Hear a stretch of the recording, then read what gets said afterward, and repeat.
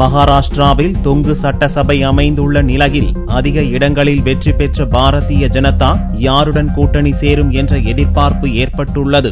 288 தொகுதிகளை கொண்ட மகாராஷ்டிர சட்டசபை தேர்தலில் பாரதிய ஜனதா 123 இடங்களிலும், சிவசேனா கட்சி 63 இடங்களிலும், காங்கிரஸ் கட்சி 42 இடங்களிலும், தேசியவாத காங்கிரஸ் கட்சி 41 இடங்களிலும் வெற்றி பெற்றுள்ளன. மகாராஷ்டிராவில் 25 ஆண்டுகளாக சிவசேனாவுடன் கூட்டணி அமைத்தே போட்டியிட்ட பாரதிய ஜனதா இம்முறை தனித்து போட்டியிட்டது.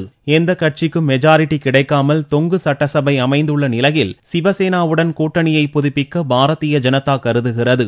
இது தொடர்பாக டெல்லியில் மகாராஷ்டிராவைச் சேர்ந்த மத்திய அமைச்சர் நிதின் கட்காரியிடம் பாரதிய ஜனதா தலைவர் அமித் ஷா தீவிர ஆலோசனை நடத்தினார். இதனிடையே திங்களன்று மும்பையில் கூடிய சிவசேனா எம்எல்ஏக்கள் கூட்டத்தில் பாரதிய ஜனதாவுடன் சேர்ந்து கூட்டணி ஆட்சி அமைப்பது குறித்து ஆலோசிக்கப்பட்ட போதும் எந்த முடிவும் எடுக்கப்படாமலேயே முடிந்தது.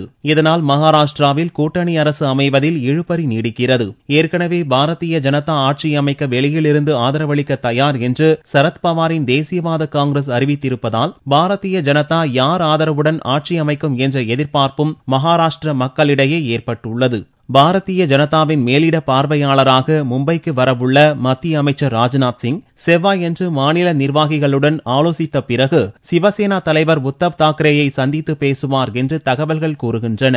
அதன் பிறகே புதிய ஆட்சி அமைவதில் ஏற்பட்டுள்ள நெருக்கடி தீரும் என்று எதிர்பார்க்கப்படுகிறது. மகாராஷ்டிராவில் 1995 ஆண்டு முதல் 1999 ஆண்டு வரையில் சிவசேனா பாரதிய ஜனதா கூட்டணி ஆட்சி நடந்தது குறிப்பிடத்தக்கது. இதனிடையே 90 எம்எல்ஏக்களை கொண்ட ஹரியானாவில் 47 இடங்களில் வெற்றி பெற்று முழு மெஜாரிட்டியுடன் ஆட்சியை பிடித்துள்ள பாரதிய ஜனதா கட்சியின் புதிய எம்எல்ஏக்கள் கூட்டம் செவ்வாயன்று நடக்கிறது. அப்போது ஹரியானாவின் புதிய முதல்வரை எம்எல்ஏக்கள் தேர்வு செய்கின்றனர். இதேபோல மகாராஷ்டிரா மாநில பாரதிய ஜனதா எம்எல்ஏக்கள் கூட்டமும் ஒத்திவைக்கப்பட்டு செவ்வாயன்று கூடும் என்று அறிவிக்கப்பட்டுள்ளது.